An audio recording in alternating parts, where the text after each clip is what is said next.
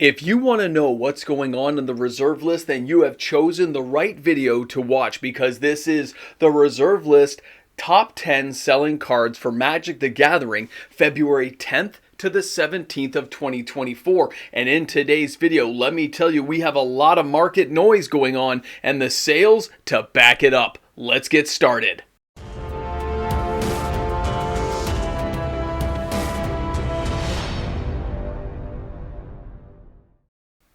Hi everyone, welcome back. MTG Moxman here, your host to bring you through the reserve list top 10 today. Now let's take a look at some of these amazing cards, but before we do, a reminder, if you enjoy my videos, you want more Moxman, hit that subscribe button and turn on your notification bells. And of course, if you're shopping for any of the cards you see in today's video, don't forget to use my affiliate link found in the description of this video. Now let's start out at number 10. And this is going to be Badlands. This is from the revised edition. That's the only card we're looking at. This thing has an average price of $411. It had 47 sales this week, or a total sales volume value of $19,340.97. Now, for anyone who's not been paying attention, the reserve list is kind of like that sleeping giant. It's kind of being tossed around a little bit. The kids are jumping on the bed, and there's a little bit of bumpiness going on that is starting to wake up Big Daddy. Now, what I mean by that is the sales are starting to pick up across the board,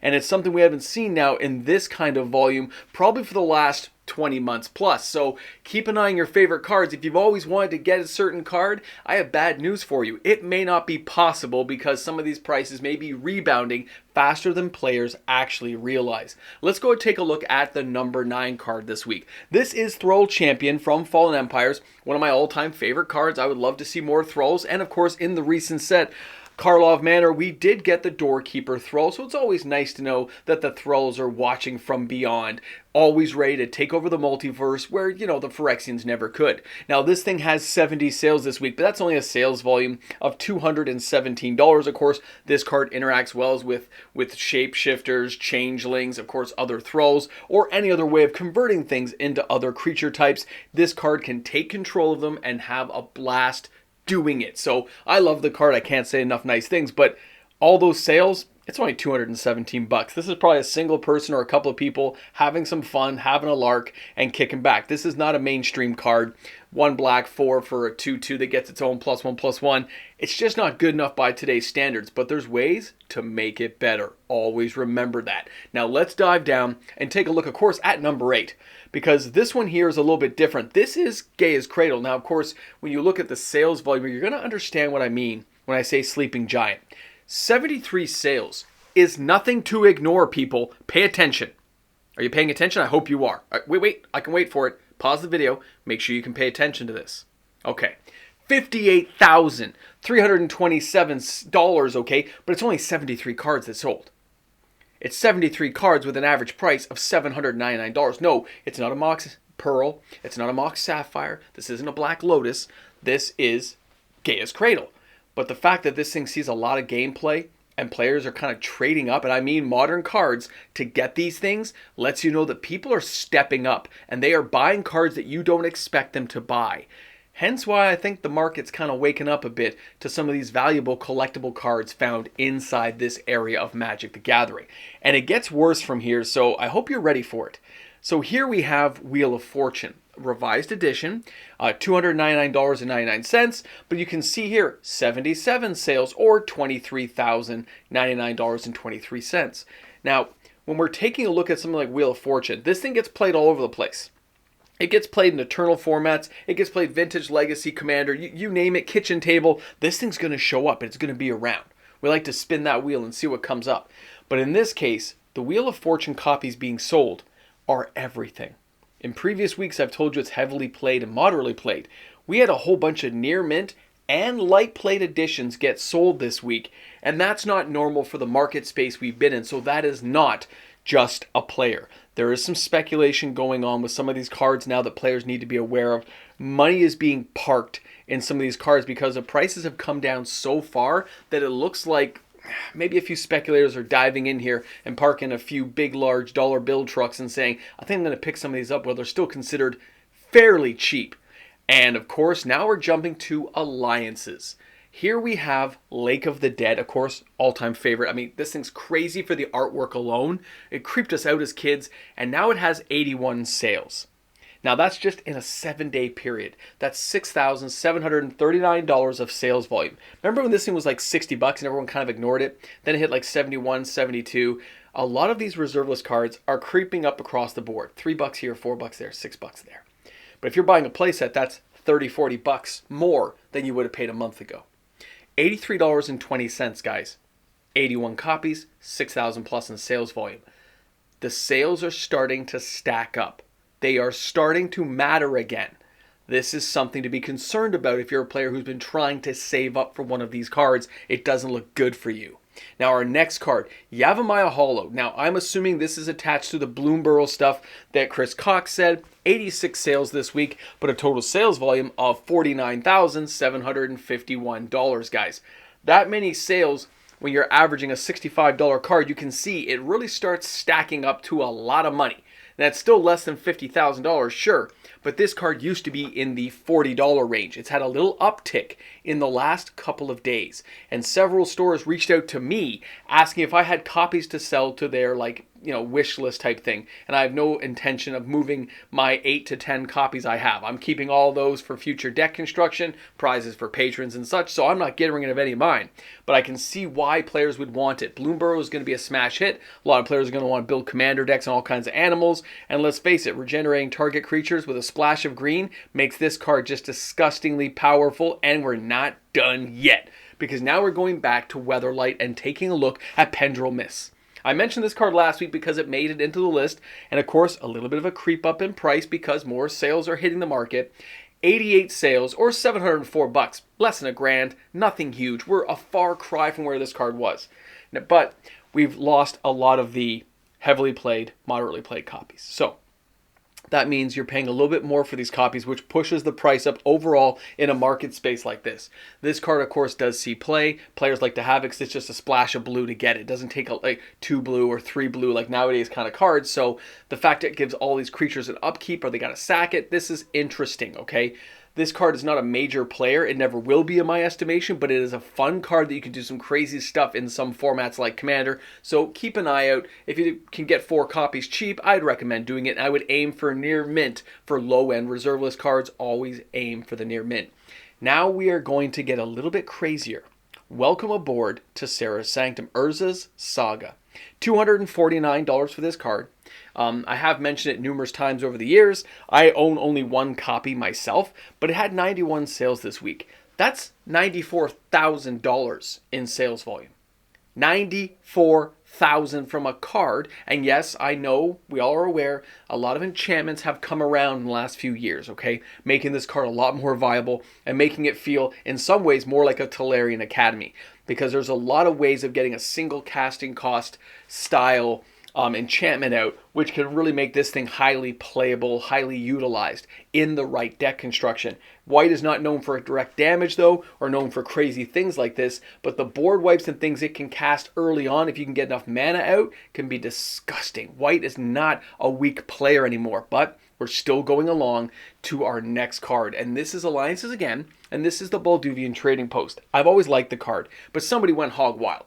159 copies is a lot of trading posts. And no, it was not the Moxman, and it's not the crew of this channel to the best of my knowledge. So it's other people who've been tuning into the channel, bought a whole bunch of copies at a couple of dollars from a particular vendor because they were going for like $2 in a bulk bin. You know, you buy 60 copies, that's only 120 bucks. I understand. I don't know what you're going to do with all those copies, but they did let me know that it happened. I got the verification, so I'm like, yeah, that's a lot of copies of this particular card selling. I've always liked it, using it with Desert, and of course, possible playabilities with Thunder Junction in the future with some kind of commander deck. It could make sense that pinging damage from different Desert cards or style of cards like this could have some play inside. We'll talk about more later in the week, and I'll cover some more of this in the wrap-up at the end of this video. Now let's go ahead and take a look at the number 1 card. Can you guess what it is yet? Because it shouldn't come as much of a surprise. This card is on its 4th week here as the number 1 card, and that's Copy Artifact from Revised. This thing continues to dominate the market and continues to rise in price. FOMO is definitely gripped into the card, and players are seeking it out, but I do see it available at local LGS levels, but because the price has risen, a lot of players are shying away from that. 173 copies, or $14,000 plus, if they were all near mint, which of course these are not. I'll still see a lot of heavily played and moderately played copies selling to save a lot of money. You can get a heavily played for like 50 bucks. That's where the money's being parked. But 4 weeks ago, this card moderately played was $12. That's the difference. And that's the difference that players have to realize when they ignore cards for too long. You can't please the market when the prices are too high. You can't please them when it's too low. Some players just can't be pleased. And right now, that's where we're at with our reserve list top 10. But don't worry, we're not done yet. We've got to get to the wrap up of the video here and talk about the market at large. Just like any other financial market, Magic's going to do what it's going to do.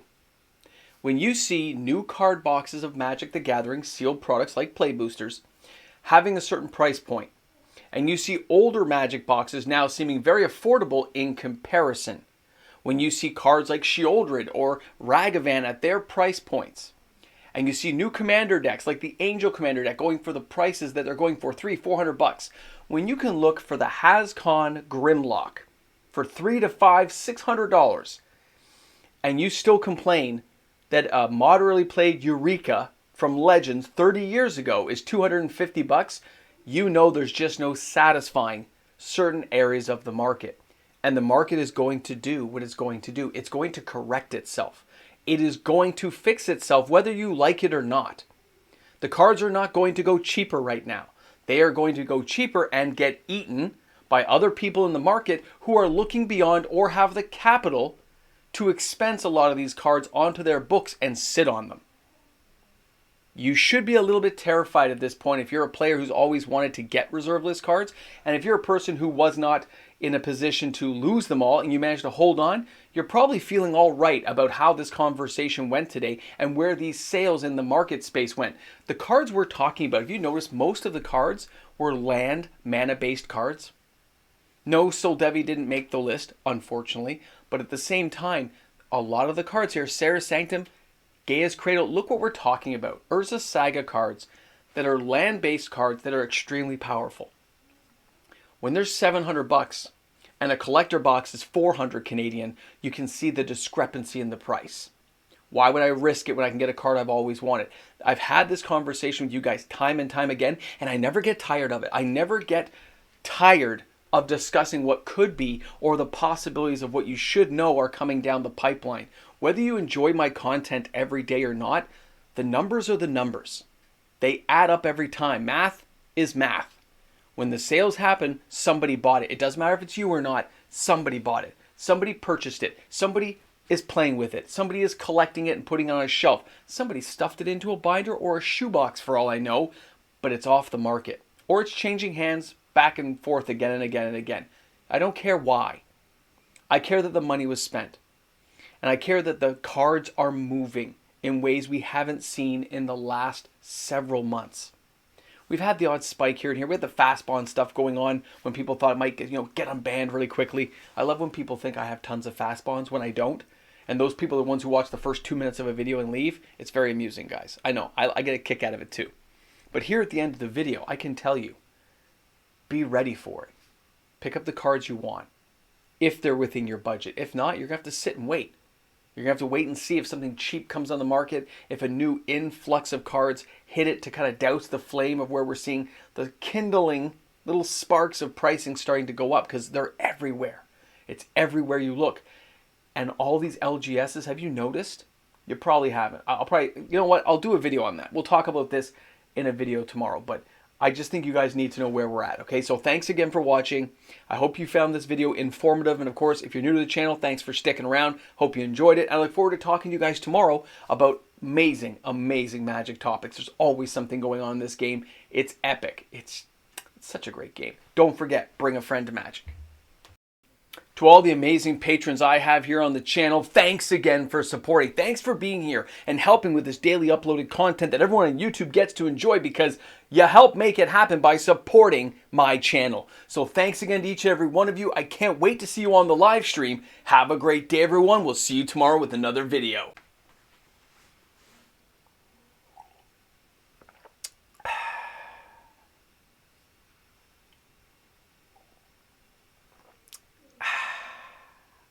you get to those TPS reports?